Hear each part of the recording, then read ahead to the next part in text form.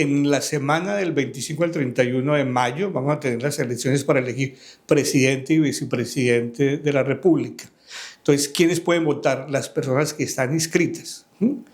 Y las personas que no se han inscrito, y es muy importante precisar qué significa la inscripción. La inscripción son aquellas personas que nunca han votado en Aruba, ¿sí? Que han viajado a Aruba y que en el pasado votaron en alguna ocasión en otro país o en Colombia.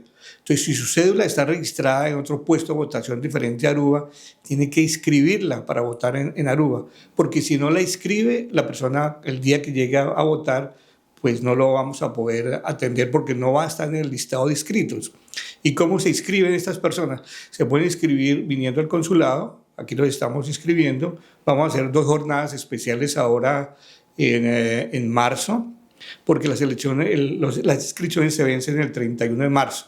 Entonces vamos a hacer 2 jornadas especiales, pero igualmente todos los días estamos atendiendo entre las 8 y la 1 aquellas personas que quieran inscribirse. Pero muy importante la inscripción. Y otra forma de hacerlo es a través del QR que tiene diseñada la registraduría. Entonces ingresa uno a un QR y ese QR puede hacer todo el proceso de inscripción vía el teléfono. Entonces digamos que tenemos esos dos vehículos, pero muy importante su pregunta, porque en estas elecciones pasadas muchas personas fueron a votar y resulta que no estaban inscritas o se registraron o se inscribieron después de la fecha de vencimiento. Entonces, una persona se inscribe a partir del 1 de abril, ya no va a quedar incluido dentro del censo y no va a poder votar. Las elecciones las vamos a celebrar en el mismo lugar, en la Casa de Cultura de Orayestán, que está muy bien ubicado, y vamos a tener un proceso muy similar. Seguramente este va a ser un poquito más fluido en cuanto al procedimiento, porque solamente es presidente y vicepresidente. En este momento hay estimados que hay 17 candidatos para la presidencia.